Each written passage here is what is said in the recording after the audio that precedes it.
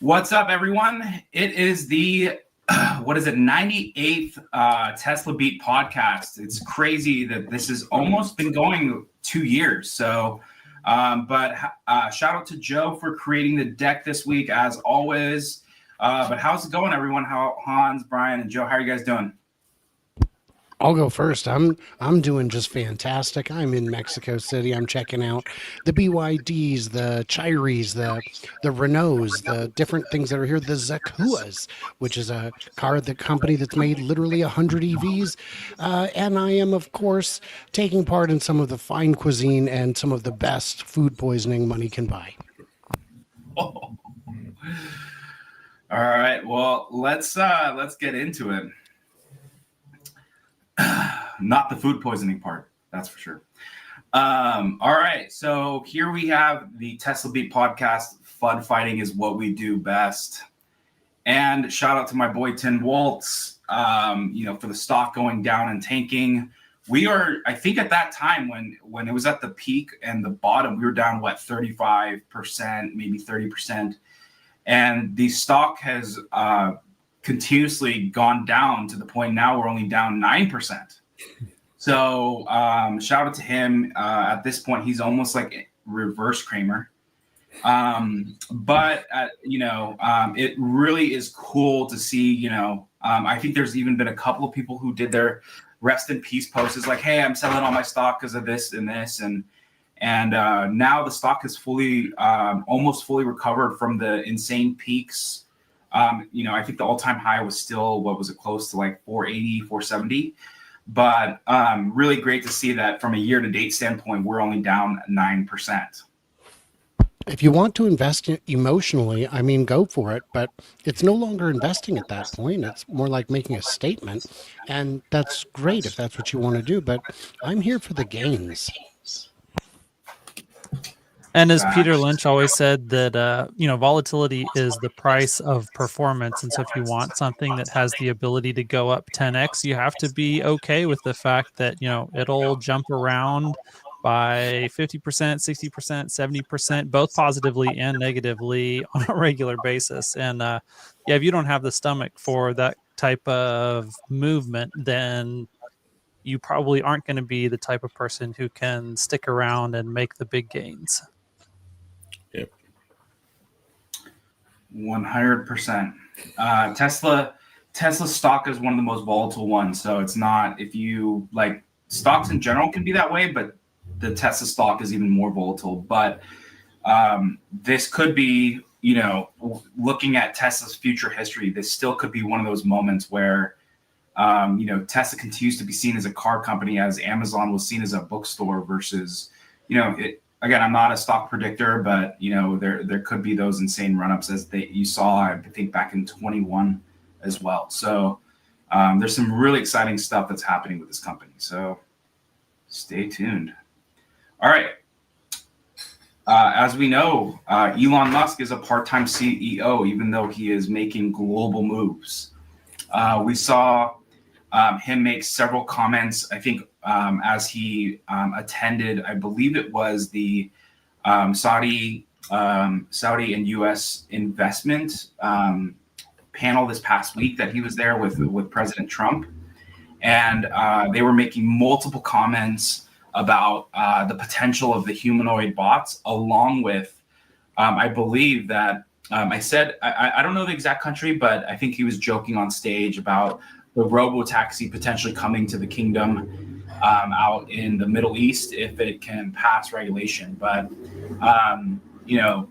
I think Elon is, and we also heard that they showed the Tesla robot, which we'll show the video. But did any of the hosts have any thoughts on this meeting this past week and some of the news that broke from there? I didn't catch most of that, but there was I saw people saying that when they saw the announcement, the big announcement, of course, the clickbait news ran with it. Robo-taxis coming to Saudi Arabia, and they and that's why deliveries from Shanghai are so low. And I said, no, Elon said it's coming someday, not Sunday. So just a little context. Yeah. But do any of the other hosts have any thoughts, maybe from snippets on the Tesla bot or the robo-taxi stuff that we heard this past week? There was some pretty good information about people talking about the fact that there should be some type of universal basic income, and Elon had commented that there's going to be the income won't be basic. It's basically what he was saying. He's talking about the abundance and it just for because I think this gets lost on a lot of people. Like, we're all working for someone in some context, doing things, you know what I mean, like labor of some sort for somebody for something. Imagine a world where you don't have to do that. You know what I mean? It's already being done. And I think people kind of lose context on that. You know what I mean? Like how like all these countries gained their wealth through slavery because they had all these people. Like the pyramids were built by all these people who had to work for something. Imagine if they had bots just constantly working, doing all kinds of stuff. You know what I mean? Like I think that context gets lost on people. And so I really am looking forward to seeing like just bots doing things and what that future is going to bring. I think we're in for a really crazy future that I don't think anybody can expect. Yeah, I would agree. We're moving into an era of, the new AI industrial revolution.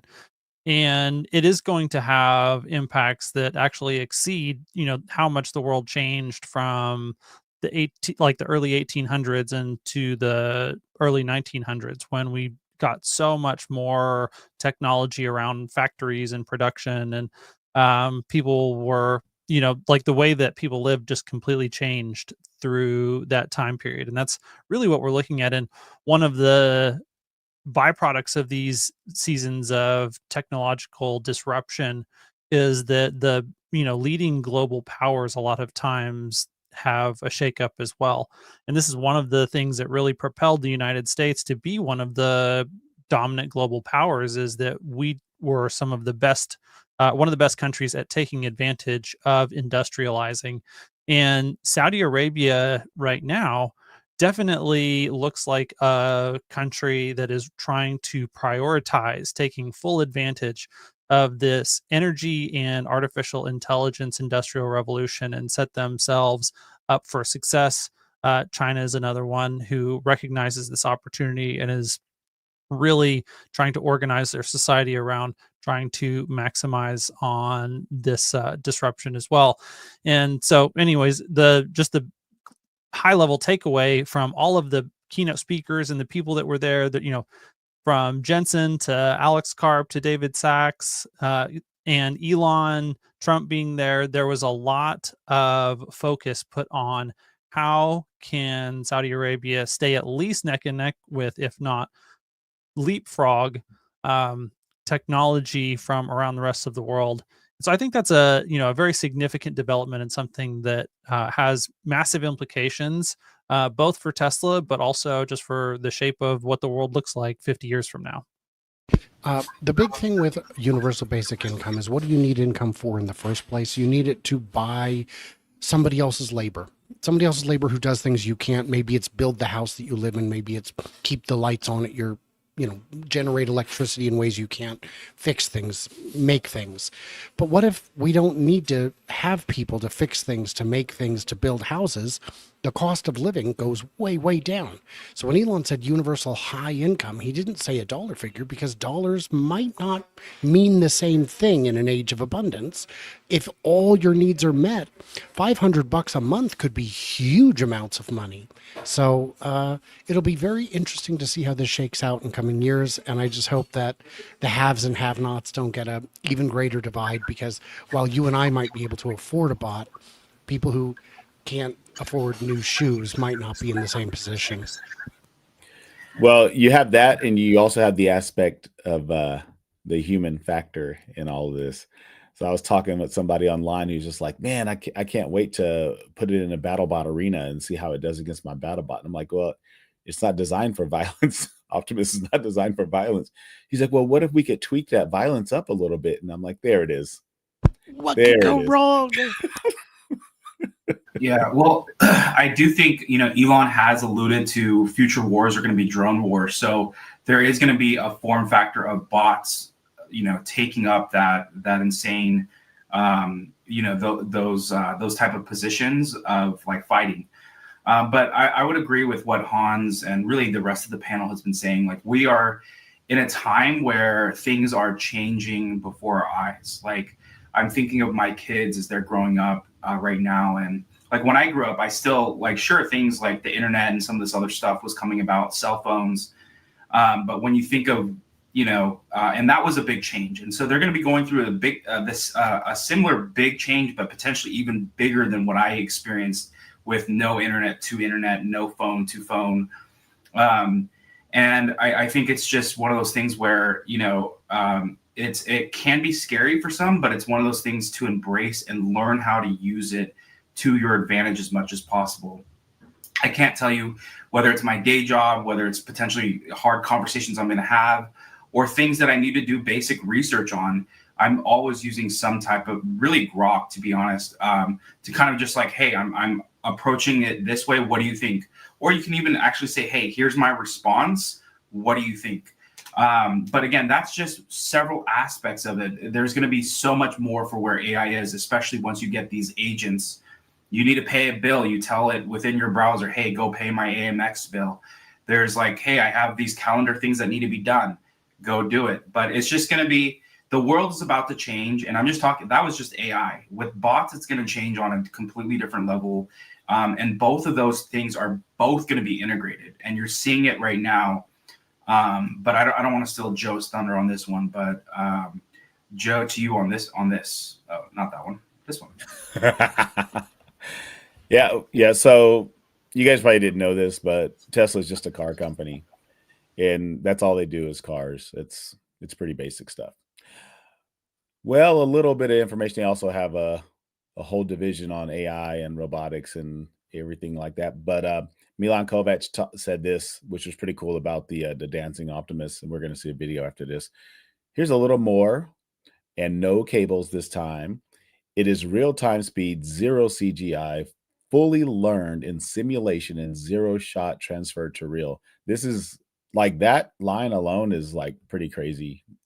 How it learns and how it's taught, because you got to remember that a lot of these bots that you see are programmed to do certain movements, and then that's all they can do. After that movement, it stops. But that's not Optimus. Besides the fact that it's fun, we had to make significant improvements to our robot model in sim domain, randomization, and other techniques, which will directly transfer to more practical situations as well. Robust walking, agile, full body control in general. We also learned quite a few things on our hardware and tuned our power profile. That's going to be interesting. So maybe less batteries to do more stuff, or maybe it just will last longer. I don't know, but Elon had made a comment before we go to the video.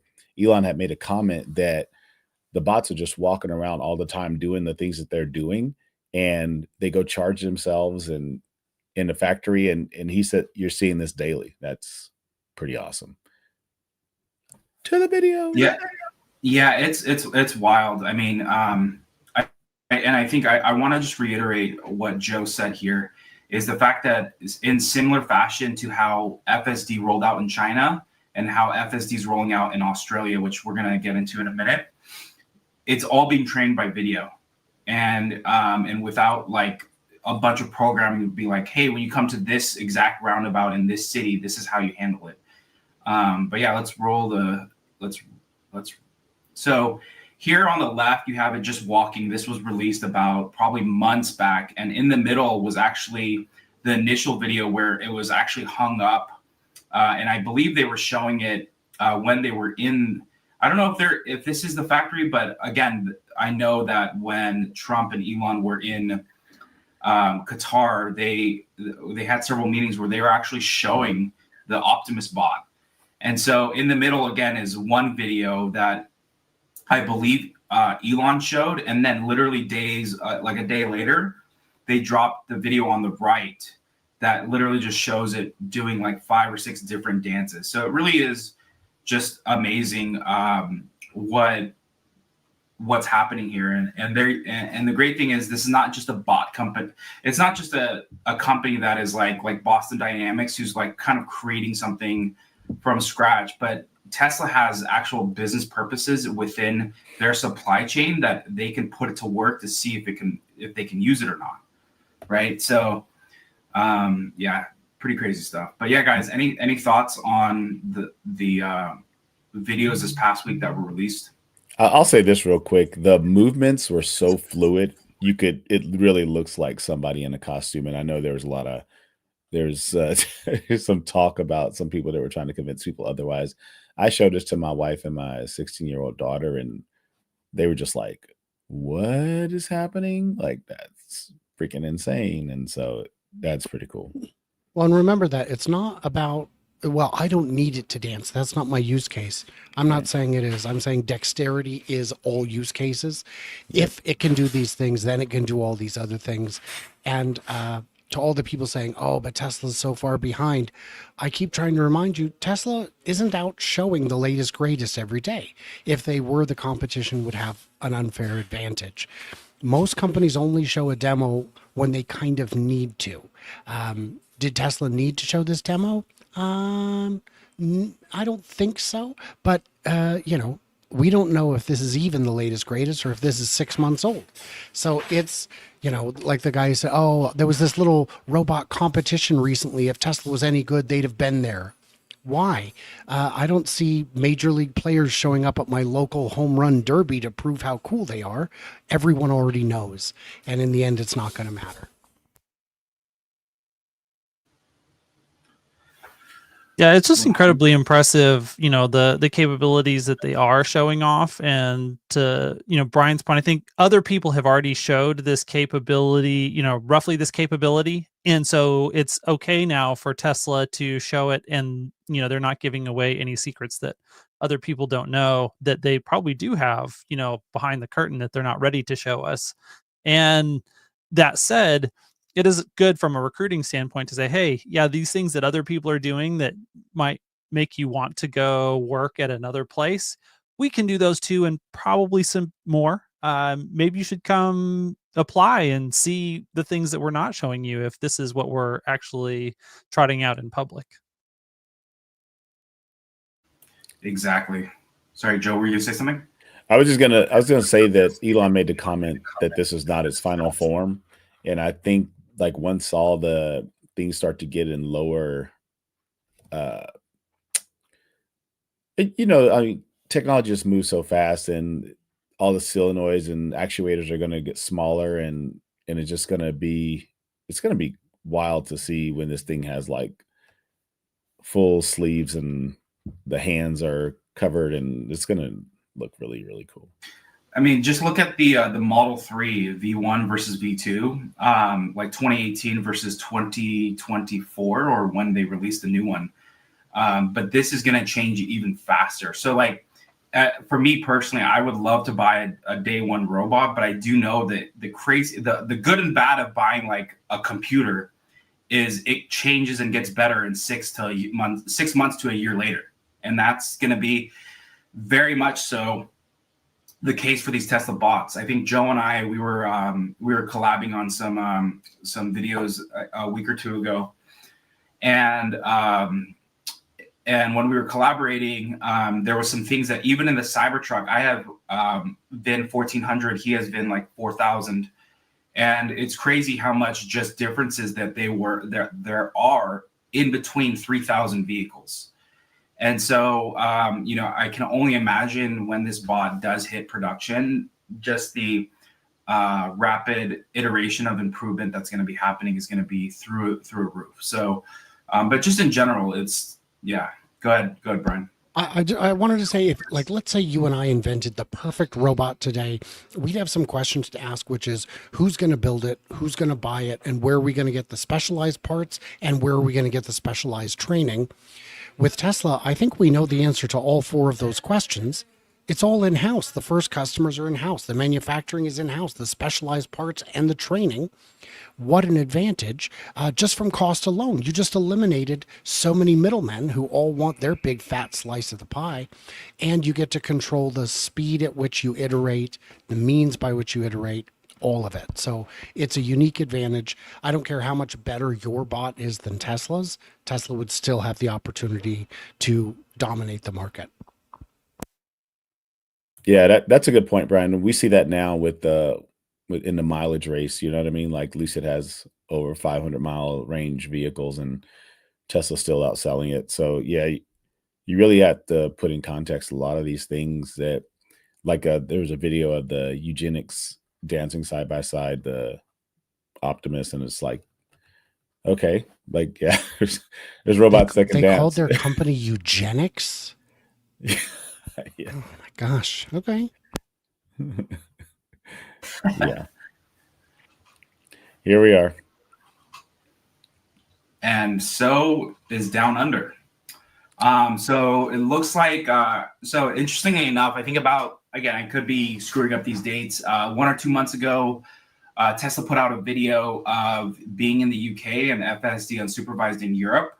And now they just dropped this great video of FSD supervised being tested in Melbourne. So Down Under. So really exciting. I mean, they're pretty much on every continent, like not every, but they're on a decent amount of the continents now, whether it's the, Europe, APAC regions, Australia included in that. And then obviously the US and Canada. And but it truly, truly is amazing to see that, again, Tesla's using video to go into this. And but this is, I believe, is this the first right-handed drive video, or do they have that in the UK as well? FSD is not, I don't think, in the UK yet. So this was brand new information to me. Okay. Yeah, I think this was just testing. So I think it's but yeah, no. So I think the expansion of FSD is continues to go, at least the testing for it. So really exciting times, and especially in some of these other countries, it's vital for this to come, because this will make a huge difference. All right, Joe, this one's to you, man. I've never been to Shanghai, but no. So Tesla Shanghai shipping extravaganza. What you see here is, and Brian's going to speak more about this, but Tesla Gigafactory in Shanghai exported nearly 30,000 vehicles in April alone, marking its highest monthly export volume in the past year. Like, that's insane. And I mean, from an outside standpoint, you would look at these vehicles stacked up, and I'm pretty sure there were rumor mills like, oh, these aren't selling. Look at all these cars not selling. It's like, they're in transit, man. Truthfully. Go ahead, Brian. Yeah. So what's going on? And we've seen 2 straight weeks of bad numbers out of Shanghai, and people have asked me, what is the reason? I said, well, there could be a bunch of reasons. I mean, demand could be down. It could genuinely be down, or maybe they're exporting more. To which the obvious question is, you can't just export more. You need the ships. The ships are huge and scheduled months and months in advance. You think they're going to find spare ships? In order to find enough spare ships to make up numbers like this, there would have to be some kind of trade war that stopped all shipping between China and one of its major partners for a month to free up those ships. Hang on. That happened. So it is entirely possible that the huge decline we saw, China only sold domestically about 3,000 some vehicles last week. It could entirely be that they sent 3, 4, 5 ships out. And why would they do that? Why not just sell them locally? Well, because you probably got a heck of a bargain on those ships, and foreign markets pay a better margin than the Chinese domestic market. China's domestic market is the most competitive. It has the lowest margins in the region, certainly. So you're making more money to sell more cars that you were going to sell anyway. Might as well do it and seize on it while you can. It is the export hub. It is kicking butt.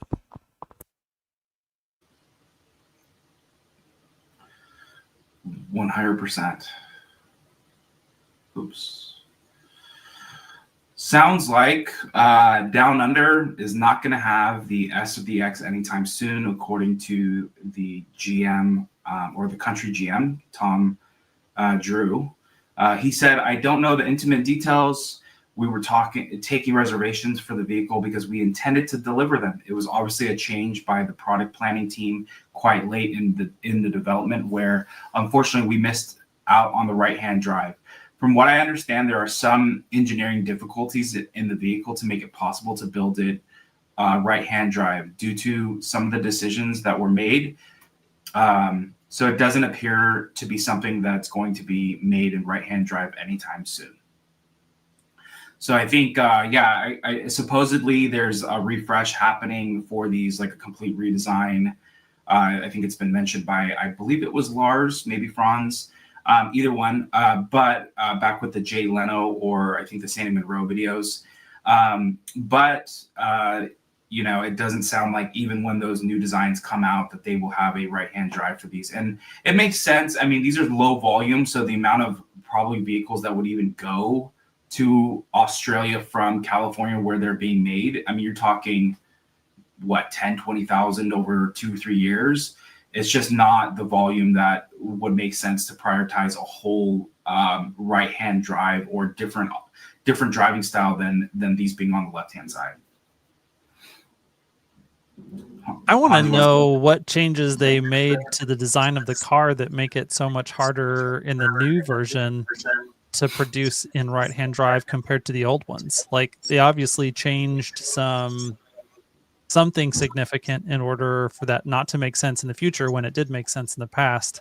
Unless, I guess it is also possible that the priorities of the company overall are changing, and since they're putting a lot more focus on robotaxi, that it's not worth it. But it is curious. Like, I think that might mean that we have some exciting upgrades in the capabilities and performance of the S and the X. And, it's not like people in those countries can't import a left-hand drive version. Well, I would say that back when they made the right-hand drive versions of the S and X, that was the only way for them to get into those markets. Now they've got 3 and Y; they can still sell a ton.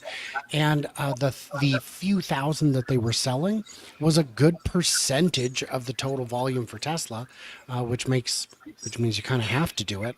And now it's a much smaller percentage. It's just my guess. Exactly. All right.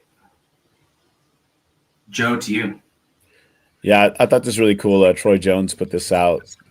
Teslas are safer than the average on FSD or not. As you can see here, in the top blue line is on autopilot technology, and you're looking at Tesla vehicles not using autopilot but still having it in the vehicle. It's still greater than the United States average. Like, and this is kind of, it's just a stat, right? But then you have to look at people who are like, well, I'm not going to trust no car driving for me. And it's like, you really should, though. you really should. Like, you're not a better driver than the robot. As much as you think you are, like, the facts are just the facts. And yeah, we like our control, but we're so fallible as humans that we get a text, we drop something, we're picking it up, and you know what I mean? Or, there's just a litany of things that could go wrong, and the robot isn't doing any of those things. So it's just like, this stat is very telling to me. It's just wild that people think that they can still drive better. Yeah, my wife just did. So we live by the Santa Cruz Mountains, up and over it. You get to the coast, which I think there was a debate between like Huntington Beach for the longest time on which one's Surf City. But long story short, Santa Cruz, the Santa Cruz Mountains can be, especially when you go up to some small cities called like Felton, Boulder Creek, very windy. And she threw on FSD the whole way. And that just tells you, especially, when it passed the wife test, at least in my household, it's good, right? And she said it did really well. She felt very comfortable. And so I think it's just, it continues to show that, especially with this 13.2, 0.8, and I believe 0.9 just recently rolled out too.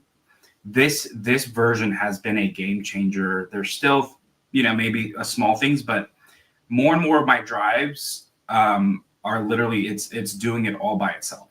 And there's actually sometimes where I disengage because I actually want to feel and drive the truck or the X myself. And so, because it's just fun to drive the Tesla in general, but this technology really is going to make our lives better and really, or safer, and save lives. And really, it does not deal with the emotional roller coaster that some of us may be going through. It's agnostic to all of that. And in my family, I've got my wife, I've got 4 boys, and different ones of them have different comfort levels. And with each version that's come out, one more person has said, you know what, I don't think about it anymore. But since 13, none of us think about it. None of us get in and worry that we're going to have some kind of issue.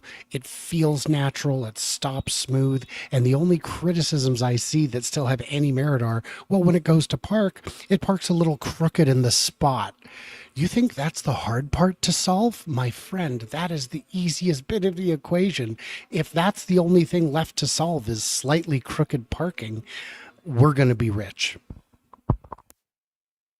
Yeah, and I wanted to follow up on what Joe was talking about.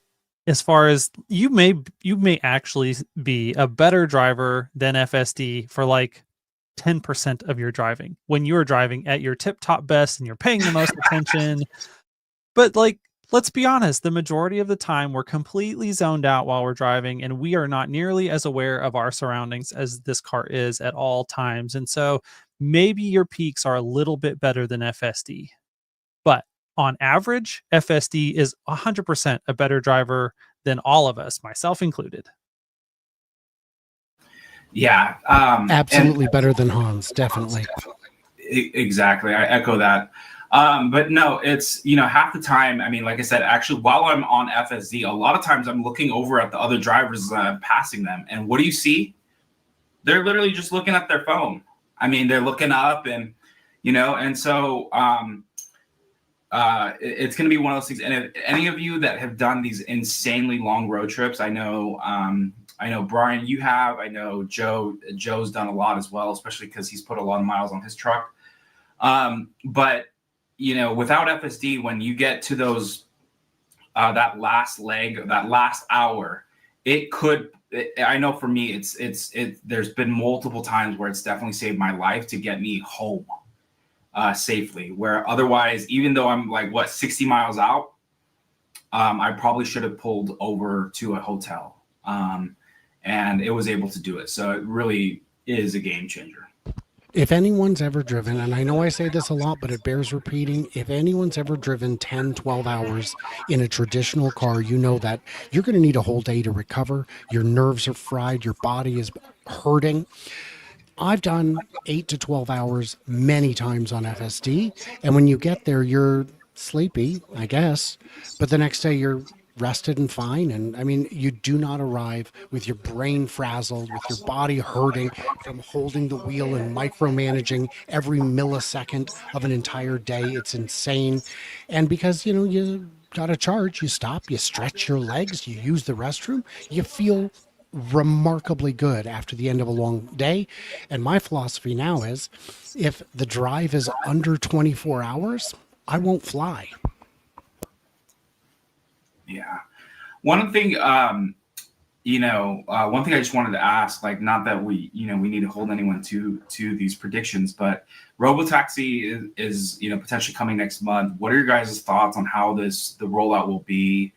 Do you think Tesla's going to be holding a big event? Is it going to be a small event? How do you think that rollout is going to happen in Austin? I really don't think they're going to make a big event. I thought they might, but I don't know if I think they should, but I don't know if they will. It seems like I don't know. My whole thing is, if it's going to be somebody in a driver's seat or not, and I think that might play a lot into it. And I think they would have to have some sort of backup. You know what I mean? I don't think they can just have it where there's just nobody in the driver's seat, like how they had at the 1010 event. So I don't know. Maybe there's some regulation which allows them to geofence certain areas and they can just do it. But I would like to see an event. I don't think they will though. I'd like to see an event. I don't know if they will, and I kind of don't care because this is going to be, it's like the Model Y unveil.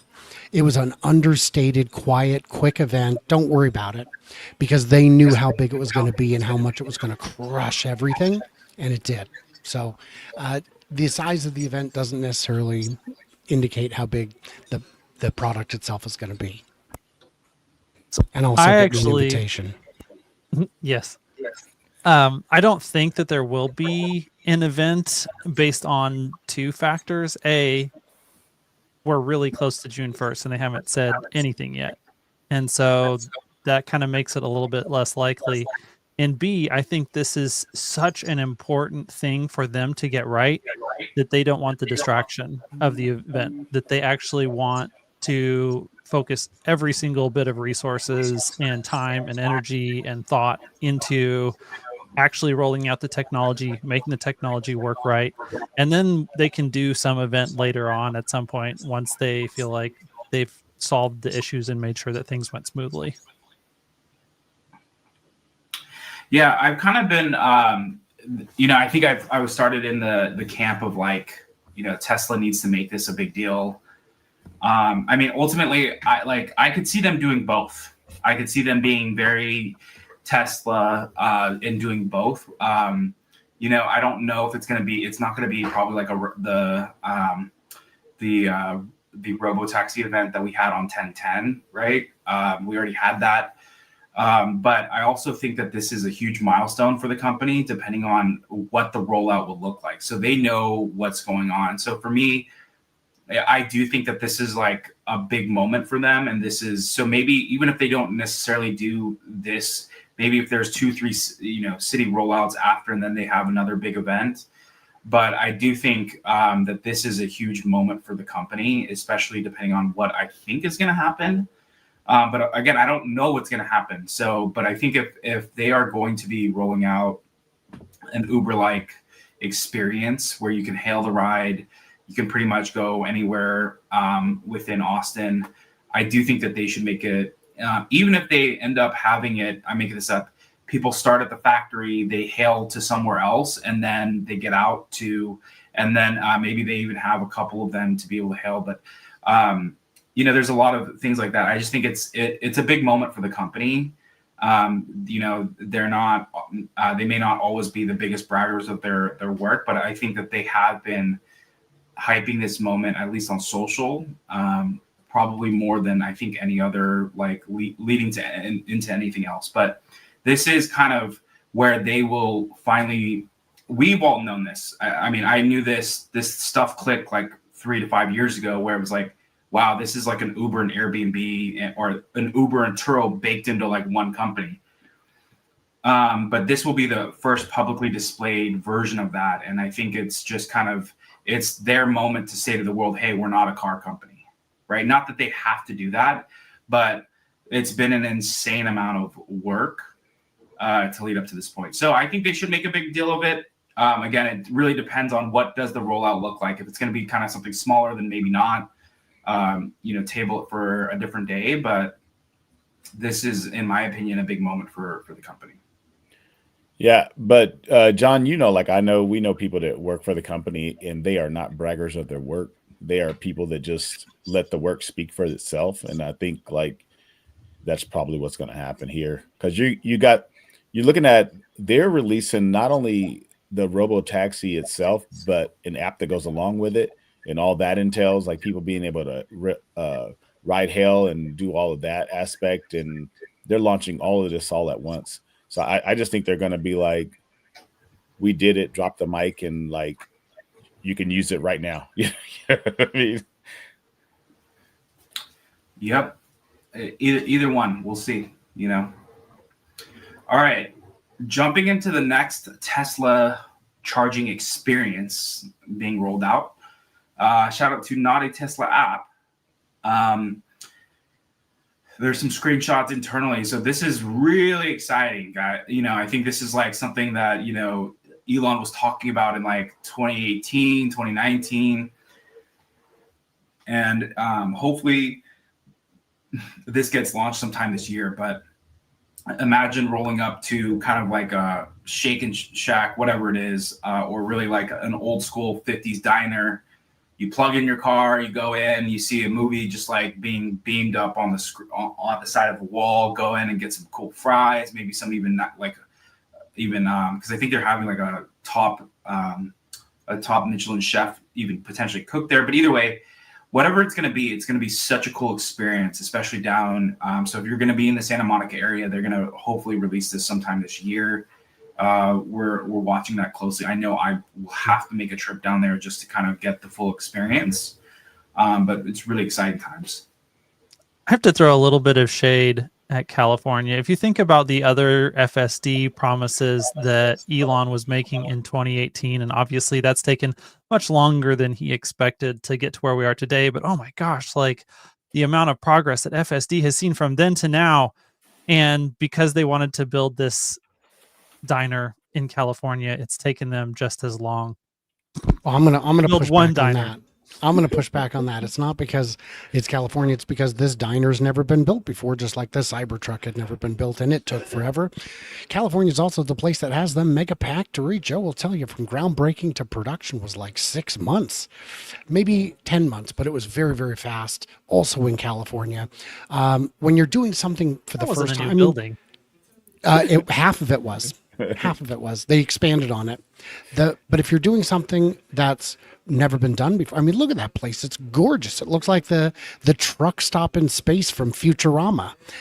It's complicated. There's a lot to it, and we haven't heard of any permit delays. It's just complicated. And this is not going to be a revenue center. This is a halo. This is just a cool thing. This is, the free water bottles of promotion, except a little bit cooler. Well, and to keep going with the Tesla diner thing, David Villa just pointed out in the comments that Tesla just added a new member to their board, president and CFO of Chipotle, who has 20 years McDonald's executive experience. And so it's part of food service. So Tesla's just, maybe this is the first of many. They're just making moves on the back end, adding him to the board. So, well, I'm concerned this means they're going to start charging for guacamole. Gosh, why you got to bring that up, man? I'm scared now. One thing that was really interesting, if you've been to the Kettleman City supercharger, fate loves irony. I remember that there was an old gas station literally across the street, and so you had this this whole like gas station, and really like it became like an auto body shop or something at some point. But either way, it was like literally dying. You saw weeds, and then across the streets the Tesla supercharger. Now they revamped the Kettleman City. It's no longer, they got rid of the barista because literally Starbucks was right across the street at that old gas station, and so they've completely revamped it, and it looks it's great. But yeah, it's just it'll be really interesting because again, I don't think this is all about the halo effect at this point. All right, so Joe's favorite time of the day every Friday, the upbeat. So this is our opportunity to put our hosts, put them under the microscope and see their quick, fast reactions to random topics, anything Tesla related, SpaceX, but kind of just anything technology related. So we're going to go fast to Brian. GM is testing NACs. GM uses elderly men to test their NACs. Who wrote that, Joe? I know, that was Reddit, man. Like, they're just a whole bunch of old men driving around in these GM vehicles. I don't know why that was apparent to this person who posted that, but whatever. It surprises me that it's come so quick, but thank goodness they've done it. This is the standard. This is the way it's going. The bigger surprise this week to me is that not only is Toyota coming out with native NACs, but they're going to start using native NACs in Japan as well. So that's pretty wild. And they've got their new car coming out. Forget the Buzz Forks. No, they've got the new Toyota chair. So that's exciting. Well, is that really the name? CH-R. Yeah. CH-R. If you're going to give it a dumb name, I'm going to call it a chair. Okay. Look at that port though. Like, how crazy it's is glued that? That's not the final design. That's a test. No. 3D printed. No, I'm saying like the size of a NACS port to the previous port is like so. The CCS, yeah. And what a great place to put it, in the one worst spot possible. Yeah. Hey, it's not as bad as the chair. Well, Rivian's moving their NACS port to the correct side of the vehicle, the rear left, and I think a lot of people eventually will. Who would have thought? Tesla did. All right. Now it is going to be Hans' turn. The power of power. here's an example of what 9.6 kilowatts can power. Yeah, that video is really cool of the cyber farmer, powering a bunch of agriculture equipment to load a bunch of, I think it's beans or something, into the back of his tractor. And this is probably not something that you could do with your standard F-150. Like, you could hook up a generator to it and you could do that, but to be able to just have your truck out there in the field, something breaks, and then instead of using your tractor's PTO to power all this stuff, you can just hook up your Cybertruck and power it instead, and you can get your work done instead of have to make a trip into town. Like, this is a great use case, and it just kind of shows off one of the advantages of having that power that's in that battery being easily converted into something useful, because it's in the form of electricity and instead of in the form of gas. 100%. I actually interviewed Braden. He lives, so two stories about him. First story is actually, he was the guy who unfortunately had a Model X with his daughter. I believe it was him, and someone threw a rock at his Model X and broke the window. So that was a bad experience at the peak of all of this like Tesla protest stuff. And then number two is he owns a farm. I believe it does potatoes and wheat, or there's two things that it does. But he's also the guy who has shown the Cybertruck getting a bunch of like wheat into the back of the truck. So he does some crazy stuff with this, with his Cybertruck. Like, he really, he's using it as a farm truck and he is putting it to use. So a lot of his videos have gone viral just because, he's showcasing what people don't think it can do. And it sucks because there's not more people like him and is not becoming a norm, but shout out to Tesla for hosting that contractor day a couple weeks back or a month back. And I think they actually just released a video. I think it's this one here on the left. So yeah, that's they just released it, I believe, recently. So, all right, Joe, what is it? Mach-E PD. Mach-E PD, Ford Mustang Mach-E joins the PEI police force. That's as we know, like, these vehicles sit idle all the time, and you're talking emissions and waste of gas, and not to include the maintenance. But from every police department I've seen that talks about switching over to EVs, they love the lack of maintenance and just how instant the torque is. So congrats to the PEI. Butts and seats is the big seller, and for people who are going to be driving all day, just the lack of vibration from the gas motor is something. It's valuable. And yeah, then of course the department loves the lack of maintenance. So yeah, 100%. All right, Brian, back to you. Tesla Canada Megapack is running. News: a new $282 million Tesla Megapack battery energy storage facility in Canada has started operations. Couple $100 million here, couple $100 million there. Pretty soon you're talking real money. This is going up everywhere. We cannot. I once tried to keep track of how many there were, and the news stories are incomplete. They're going up everywhere all the time, all over the world, because and the price keeps dropping on Megapacks, and as the price keeps dropping, they get the addressable market expands. Because for some companies, it won't make sense until, the price gets down based on their use case. So this is huge, and it's only getting bigger. All right, Hans, to you. State of charge. Looks like despite the end of the, the NEVI funding program, I'm going to have to, DC fast charging ports continue to proliferate in the US. Tesla charging is still responsible for more than 50% of them, but the gap is closing. Yeah.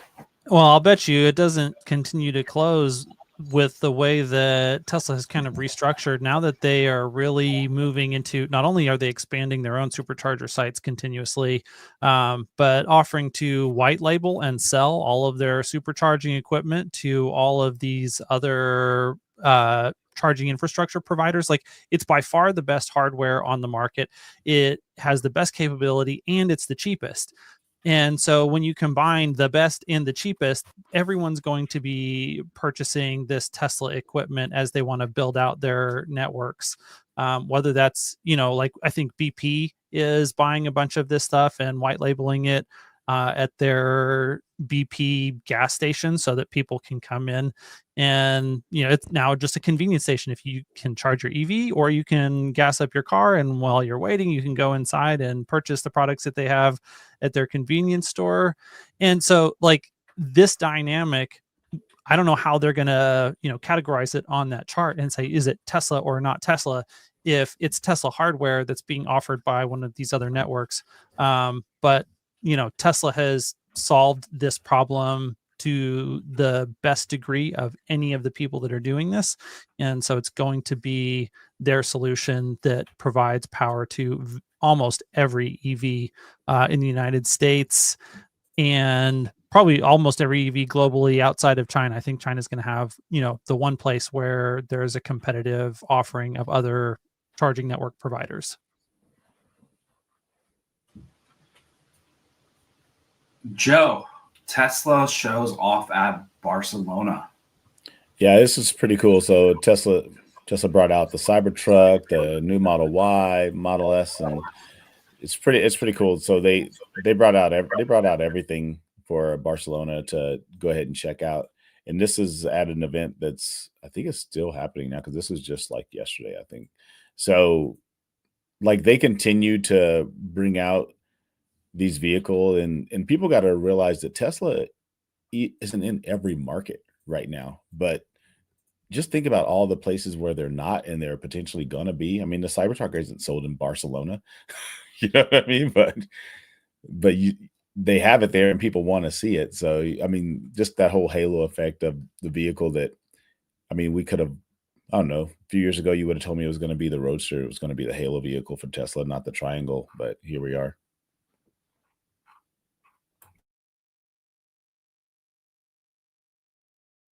Brian, Qatar is about to be invincible. Well, is this just the? I mean, we've already seen these on the road in Qatar. They are police escorts. They're police vehicles. These are I think for like traffic enforcement. For regular crime units, I think they're still using the Lamborghinis and Ferraris. Yeah, there are a lot of markets to expand into. Most small markets don't have their own complicated rules and regulations. They just follow somebody else's, whether it's the US or China or Europe or any combination thereof. If you guys think it's legal, we think it's legal. It's legal here.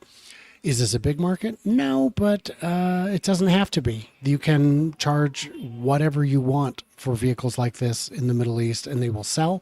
And we know that because at least some of us here know people who have brokered deals to get these shipped overseas, and they will pay top dollar. Free advertising, that's for sure. All right. Hans, to you, Starlink Mini. Literally, I believe it's, what is it, $40 or something crazy like that, the router, but super compact. Yeah, it's great to see Starlink continuing to iterate on all of their hardware, from the larger size dishes down to the smaller size, and then the routers. Like, they're just making the hardware better and better and better, bring the prices down so they're cheaper and cheaper. And it's like, if I was a network provider here in the United States, this kind of stuff would scare me. It's like they're going to, be able to gobble up share from internet service providers in locations that, like, basically you need fiber if you want better than Starlink can provide. And that's today. Just imagine as this stuff continues to progress where that's going to go. Every time there's another Falcon 9 launch, you can see your market share dwindling. because that's just more throughput that's available. Exactly. All right, so I think this one we can get kind of everyone's thoughts, but Waymo closing the gap for Waymo money, Waymo cameras, Waymo lidar sensors, Waymo radars. So Waymo lines of human written code that suck. yeah, exactly. And Waymo getting nowhere. So Waymo teleoperators. I feel like that's all our comments. I don't know if we need to give any more, but yeah, I think the Robotaxi event or Robotaxi unveil for Tesla's happening next month. But based on some of the stuff you guys have been seeing recently on Waymo, how are you guys thinking about them versus Tesla for the future? I'm finally excited for Waymo. They've got an actual product that is actually can scale. Can it beat the Cybercab? Absolutely not. The economies of scale, it's just stupid to even think about it. You start with a $50,000 car, you add any amount of money to it, which reduces the reliability, and now you've got a disadvantage of 30 to 80 cents a mile right off the bat. But if it works, great. Now there's competition. Now there's something to push everyone else forward. There's something for the people who just hate Daddy Spaceman. It's fine. They can pay more to ride a Waymo. So I am happy for Waymo. I want them to succeed. Maybe in 5 years, 10 years, they'll get to the kind of thinking that Tesla started with. And in the meantime, it's good for everyone. Yeah, you need Waymo to succeed. People who wish bad things on other EV companies or ride-hailing services, just not being realistic. Like Brian said, not everybody likes Tesla. Not everybody's in the weeds on this stuff like we are. But that being said, 1,500 vehicles is not going to do it. And you can look at that map, the limited markets that they're in compared to where Tesla's just rolling out FSD is. They've been at it longer and they're already at a disadvantage. And that's kind of crazy to think about. And their projections to only have 1,000 more vehicles in like 2 years it's crazy.